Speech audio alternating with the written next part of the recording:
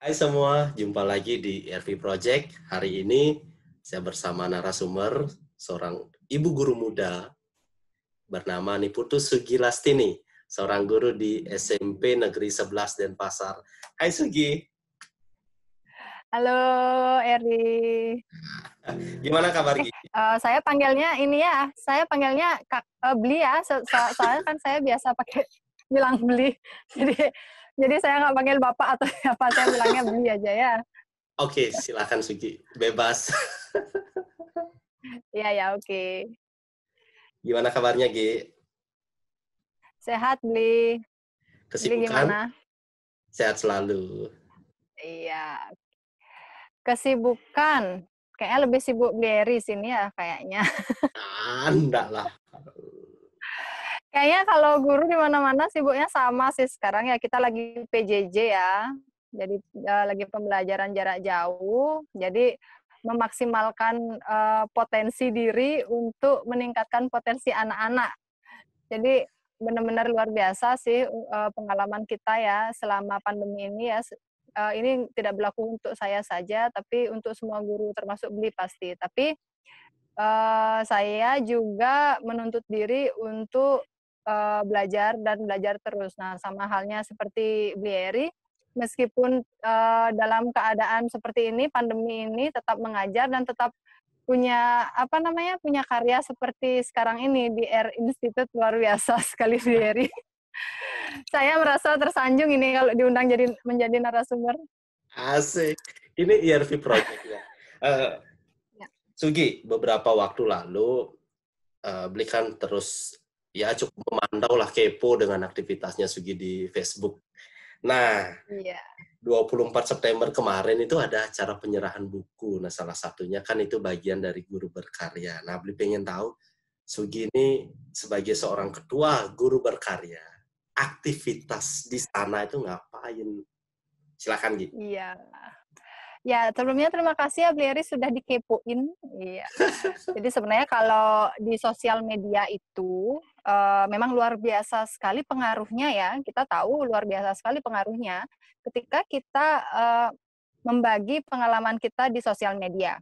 Akan tetapi ini juga kita ketahui bersama, meskipun kita membagi sesuatu di sosial media, mungkin yang memberi tanda like atau komentar tidak seberapa. Tapi yang kepo banyak seperti Blairi. Yes, benar. Ya, betul. Jadi jangan patah semangat kalau tidak ada yang like, tidak ada yang komentar, tapi saya yakin sosial media itu untuk publik ya. Katanya sekali pencet itu semuanya konsumsi publik. Iya. Jadi benar sekali Blairi, pada tanggal 24 September itu memang ada penyerahan buku cerita anak itu kepada penulisnya masing-masing.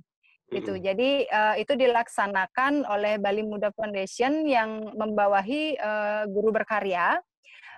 Jadi waktu itu dilaksanakan di Balai Bahasa Provinsi Bali. Nah itu memang diresmikan oleh Bapak Toha Maksum selaku Kepala Balai Bahasa Provinsi Bali. Nah jadi semua penulis buku cerita anak berkearifan lokal ini ada 7 orang. Nah itu semuanya melaksanakan serah terima bukunya masing-masing. Jadi mereka bertemu anaknya masing-masing waktu itu ya, dan peluncuran secara resmi kami lakukan secara virtual kemarin dan live streaming YouTube juga ya Stungkaro berjalan dengan sangat baik dan luar biasa. Begitu Leri. Oke, mengapa ikut atau menjadi ketua guru berkarya? Apa hal yang mendasari ini, Ki? Tentu kan ada alasan tidak serta-merta langsung bikin tanpa ada planning yang jelas. Iya. Silakan. Ya, sebenarnya sih guru berkarya ini sudah 2 tahun ya Blair ya. Awalnya itu bukan dari saya penggagasnya, tapi dari ketua Bali Muda Foundation sebenarnya. Itu yang mengajar di salah satu SPK. Ini lumayan ternama. Itu dasarnya karena memang itu sebenarnya program sebuah sekolah sebenarnya. Hanya untuk beberapa waktu. Akan tetapi melihat potensi program kerja yang sangat luar biasa dari guru berkarya ini, akhirnya Doni Weda selaku Ketua Bali Muda Foundation itu terus melanjutkan program Guru Berkarya. Nah, dipilihnya saya menjadi Ketua Guru Berkarya bukan karena saya hebat ya, tapi karena ya saya guru gitu. Dan memang kami merintis Bali Muda Foundation ini dan membawahi Guru Berkarya, dan saya dipercaya sebagai Ketua Guru Berkarya karena memang di antara semua pengurus Bali Muda Foundation, nah hanya memang karena saya yang lebih sering berkecimpung di kegiatan atau aktivitas-aktivitas pendidikan, kemudian masih aktif di kegiatan-kegiatan organisasi kepemudaan, dan bekerja sama juga dengan beberapa dinas-dinas terkait. Jadi sebenarnya memang siapapun yang merintis sesuatu tidak akan semudah membalikkan telapak tangan ya, Bleri. Jadi tentu kami harus mendapatkan dukungan dari berbagai pihak yang berwenang, jadi mengadakan audiensi-audiensi, jadi ternyata menjadi ketua sebuah organisasi yang memiliki program yang mulia sekalipun, itu butuh perjuangan luar biasa. Begitu, Bu Leri. Oke, tadi Sugi bilang dipilih bukan karena hebat, tetapi ketika mendengar ceritanya ya memang Sugi hebat, ikut organisasi dan sebagainya. Itu modal loh, tidak sembarang orang bisa dipercaya. Ya, terima kasih, Bu Leri. Sebenarnya itu juga ini ya, apa namanya, kalau menurut saya ini, itu kita miliki karena kita mengambil kesempatan, Bu Leri. Jadi ketika kesempatan itu datang, yakinilah kepada diri sendiri bahwa sebenarnya kesempatan itu hanya datang sekali saja. Jika memang memungkinkan kita mengambil kesempatan itu, ambillah. Jadi agar nanti tidak menyesal. Karena pernah beberapa kali saya misalnya mendapat ide menulis begitu, tidak saya tulis, dan akhirnya besok-besok ternyata boominglah sebuah tulisan yang bukan dari saya tapi idenya sama. Nah, menyesal tidak? Menyesal pasti ya. Yang seperti itu. Jadi menjadi seorang wanita pun memang tantangannya luar biasa ya. Jadi tantangannya seperti saya sendiri yang notabene sebenarnya sudah menjadi ibu rumah tangga, itu juga menjadi tantangan untuk saya. Jadi bagaimana kita mengatur itu semua, dan memang tujuan kita mulia, jadi memang kesempatan itu yang bagaimana kita mengambil kesempatan itu, nah itu yang harus kita persiapkan dari sekarang sebenarnya. Oke, mengambil kesempatan. Tadi Sugi kan bilang mengambil kesempatan, tapi beli lihat dari aktivitas Guru Berkarya ini kan beli pantaunya baru beberapa bulan kemarin, itu adalah mengundang guru-guru di Bali untuk menulis cerita kearifan lokal. Bahkan kemarin itu mengundang maestro pendongeng ya Pak Maditaro untuk ikut Ya, betul. Mendongeng. Nah, mengapa harus mengambil cerita kearifan lokal? Iya, baik. Begini, Bleri. Saya mulai dari mengapa guru-guru di Bali. Nah, jadi awalnya kami beranggapan bahwa guru-guru mungkin memang perlu wadah untuk berkarya. Nah, berkarya dalam hal ini, kenapa kami memilih cerita anak, itu dulu. Nah, cerita anak karena memang kami ingin membantu program pemerintah dalam pengembangan literasi. Itu pertama, karena literasi kan sejak dini ya, jadi cerita anak itu kami anggap sangat penting karena itu memang berguna untuk literasi anak usia dini. Jadi itu pertama untuk cerita anak. Nah, mengapa kearifan lokal? Kearifan lokal ya memang seandainya kita lihat di di toko-toko buku itu mungkin banyak cerita-cerita ya, cerita anak. Mungkin yang lebih banyak kita lihat itu malah cerita-cerita yang dibahasa Indonesiakan dari bahasa Inggris, misalnya Hansel and Gretel yang kayak gitu ya, itu yang lebih terkenal ya. Jadi Cinderella itu kan bukan cerita-cerita kita ya, tapi kita punya cerita-cerita seperti I Bawang Teken Kesuno, tapi memang ada cerita versinya bawang merah, bawang putih. Nah, yang seperti itu ya, ada versi-versi yang berbeda. Nah, kami ingin mengangkat kearifan lokal ini karena mengingat bahwa muatan lokal itu di sekolah itu bukan lagi menjadi pelajaran wajib. itu menjadi pelajaran pilihan. Akan Oke. tetapi kita tetap harus kita harus ingat, kita harus tetap melestarikan kebudayaan kita, terutama di Bali, gitu ya. Luar biasa kan kebudayaan kita ini, sampai turis-turis mancanegara pun ke sini cuma untuk lihat kebudayaan kita ya, masa kita nggak tahu kebudayaan kita sendiri gitu ya. Bahkan Benar. anak saya taunya kalau kemarin cerita anak ada Kumbarong Bangkung, satu itu cerita tentang lawang, Gleri. Ketika saya tunjukkan ke anak saya, dia taunya cuma barong. Dia nggak tahu istilah ngelawang itu apa. Nah, di sana sebenarnya bagaimana kita mengedukasi anak-anak secara tidak langsung dengan cara yang luar biasa menarik dunia anak-anak gitu, Gleri. Jadi itu sih alasan mengapa cerita anak dengan kearifan lokal itu kami pilih begitu. Oke, keren. Jadi sudah membaca apa yang dibutuhkan. Iya. Ya, semoga terus bisa membaca apa yang dibutuhkan ya. Ya, semoga. Apa sih yang menjadi kendala sampai sekarang untuk ini kan menghadirkan guru-guru untuk menulis ini kan mudah atau susah? Nah, oke, silakan. Ya, oke. Astungkare ini beliau untuk mengumpulkan guru-guru yang gemar menulis ini, menurut saya ya tidak sulit juga tidak mudah gitu. Jadi kesulitan, kendala juga, yang sangat berarti juga sebenarnya tidak. Ternyata ketika kami memang memulai ini sebenarnya sudah chapter 2 ya. Chapter 1-nya sudah ada 6 buku sebenarnya sebelumnya. Jadi yang kedua ini lebih mudah. Jadi yang pertama dulu malah kegiatannya itu malah berbayar, tapi ada juga yang ikut. Jadi memang niat untuk menulis itu ya kalau misalnya ada perbandingan 1:1000, nah 1 ini kan ada harapan artinya kan.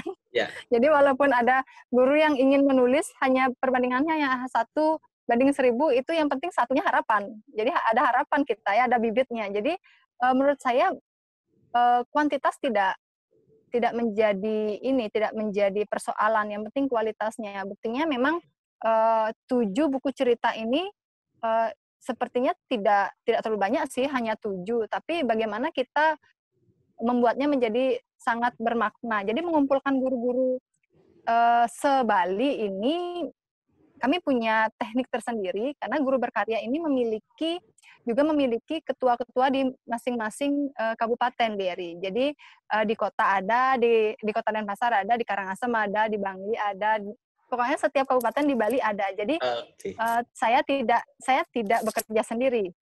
Memang ada pengurus guru berkarya di setiap kabupatennya. Nah, di setiap kabupaten itu ya mereka punya hak sendiri untuk melaksanakan program-programnya di bidang guru berkarya ini, gitu aja. Oke, berarti sebenarnya gini ya, kalau dilihat sebenarnya antusiasme guru itu ada, hanya saja wadah untuk mereka berekspresi atau belajar untuk Ya, menghasilkan betul. yang belum ya. Betul sekali. Karena selama ini saya lihat ya begini, ketika mungkin ada dari dinas terkait yang membuat kegiatan serupa ada. Hanya saja mungkin itu seperti ini loh, seperti penugasan. Ya, jadi ketika ada kegiatan seperti workshop, penulisan apa gitu untuk guru-guru, untuk pengembangan diri, itu kesannya seperti penugasan. Jadi ada surat tugas, kemudian tolong dihadiri ya begitu ya. Tapi kalau program-program yang seperti ini layaknya kalau Gary kan sudah tahu itu piramida terbalik itu ya. Itu mulai dari diri sendiri itu. Jadi kalau sudah gurunya yang ingin, tidak menunggu harus ada surat tugas, pasti ingin sendiri, pasti mencari wadahnya sendiri gitu. Harus mencari. Nah, itulah gunanya kita memang harus membagi informasi di sosial media. Yang paling gampang kalau dewasa ini ya, yang paling gampang untuk promosi itu di sosial media. Jadi menurut saya memang guru banyak sekali kok punya potensi untuk mengembangkan dirinya dalam berkarya. Tidak hanya menulis sebenarnya, Blair, tapi ya itu seperti tadi, bagaimana kita membaca kebutuhan para guru untuk berkarya. Semoga nanti ke depannya guru berkarya ini bisa menjadi wadah yang baik untuk itu. Mungkin kalau ya kerjasama dengan Gary juga dengan senang hati. Siap, benar. Wadah itu kadang-kadang memang diperlukan bagi mereka yang ingin kreativitas ya. Nah, hanya saja kan walaupun ada wadah kan juga perlu ada orang yang melatih di dalamnya gitu. Nah, saya tahu di guru berkarya itu yang menjadi pelatih atau menjadi mentor atau apalah Mentor. untuk teman-teman itu berkarya seperti apa? Bisa Ya, diceritakan biar lebih detail. ya baik. Guru berkarya di bawah naungan Bali Muda Foundation. Ini sebenarnya Bali Muda Foundation-nya kan yayasan non-profit ya, Beria. Jadi non-profit yang lebih ke sosial sebenarnya. Jadi kami jelas modalnya nol gitu. Oke. Kalau dalam hal apa namanya bidangnya, maksudnya dalam hal keuangan itu nol kami ya. Tapi bagaimana kami bisa mendatangkan seorang pelatih atau mentor yang mumpuni gitu? Benar. Ya mentornya juga non profit. Jadi benar-benar kami pendekatannya memang pendekatan secara individu. Memang kalau kalau saya lihat sih di Bali sebenarnya tidak kurang orang-orang hebat yang jiwanya sosial, Bi. Jadi kita yakini bahwa dengan tujuan baik kita pasti ada yang mendukung, Bi. Jadi kita walaupun modalnya nol, kita yakin sekali bisa berjalan sampai saat ini. Benar-benar nol, Bi. Jadi jangan putus asa untuk siapapun teman-teman yang ingin memulai sesuatu dari nol mungkin tanpa dana sama sekalipun. Kalau memang kita yakin kita bisa mendapatkan jalan yang lain. Walaupun bukan privilege ya sebenarnya, bukan dari saya lahir di keluarga yang seperti apa. Kan itu lagi booming ya privilege. Tapi ya pendekatan artinya kita memang sudah punya relasi dari awal. Jadi seperti teman saya sama Blieri misalnya, saya minta tolong ya Blieri, minta tolong dong, Blieri kan hebat di bidang menulis, di bidang penerbitan buku mungkin. Nah, bisa berbagi nggak? Nah, jadi kalau saya misalnya mau memberikan kontribusi apa kepada BRI bisa ya simbiosis mutualisme lah ya, bukan dalam bentuk uang. Oke. Begitu saja sih BRI. Berarti teknik komunikasi atau audiensi itu penting ya dalam menyampaikan apa yang menjadi program kita. Nah, dukungan dari berbagai pihak itu adalah sebagai penguat dan motivasi diri kita untuk menjadi lebih baik, benar kan? Ya, tentu saja BRI manusia itu makhluk sosial ya BRI ya. Jadi anak-anak saja di kelas ketika membuat sesuatu yang bagus perlu apresiasi, ya kan? Ya minimal anak-anak tepuk tangan untuk teman-teman, gitu kan ya. Nah kalau nggak ada orang lain siapa yang tepuk tangan kita? Jadi ketika kita mempunyai sebuah karya, kemudian ada mungkin walaupun ada yang nanti yang kontra dengan kita itu biasa, tapi yang pro ini yang menjadi semangat dan pemantik untuk kita kan. Jadi ya dukungan-dukungan itu perlu sekali sampai kapanpun dari awal sampai untuk saya pribadi dukungan dari segala pihak itu penting sekali, Beri. Oke, terima kasih Sugi. Nah, jelas sebagai pesan ini kepada teman-teman atau teman guru atau siapa. Udah jelas ini ya? Udah jelas ya? Gimana? Seru sekali ya. Pengen sih lanjut, tapi kita akan jeda. Beri seru sekali. Suatu saat nanti kita akan diskusi lagi. Oh, oke. Sambil siap. Semua aktivitasnya Bali Berkarya, apa Guru Berkarya dan Bali Muda Foundation. Iya, betul. Iya. Oke, jelas dulu. Ya, Beri. Teman-teman, silakan.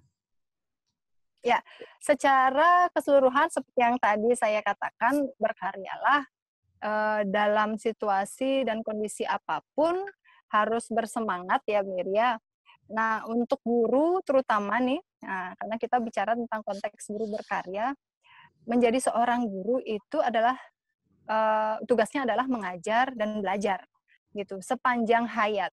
Jadi ketika kita sudah menjadi guru, kita tidak hanya mengajar peserta didik, tidak hanya mengajar anak-anak kita di sekolah, tapi juga belajar dari mereka. Nah, dari sana apa yang mereka inginkan, kita orientasikan kepada mereka, itu yang harus kita penuhi untuk mereka. Jadi karya-karya kita tentu sangat bermakna untuk mereka. Jadi kita memang harus mengajar dengan kasih sayang. Ya, itu saja. Semoga untuk kedepannya saya mohon doa BRI juga supaya guru berkarya ini tetap berlanjut dengan program-program kerja yang mulia. Gitu. Terima kasih, BRI. Oke, siap. Nanti semoga Beli bisa menjadi bagian, artinya menjadi bagian untuk belajar di sana bagaimana membuat cerita anak yang berkearifan lokal. Ya, terima Oke, kasih. closing-nya adalah guru itu mengajar dan belajar sepanjang hayat. Dari Niputu Sugilastini. Ya, Ya, betul. oke, itu tadi teman-teman obrolan kita bersama narasumber. Jangan lupa untuk tetap like, subscribe, komen, dan nyalakan lonceng untuk selalu dapat update dari ERV Project. Bye-bye. Terima kasih. Iya. Terima kasih, Bleri. Sukses, sukses.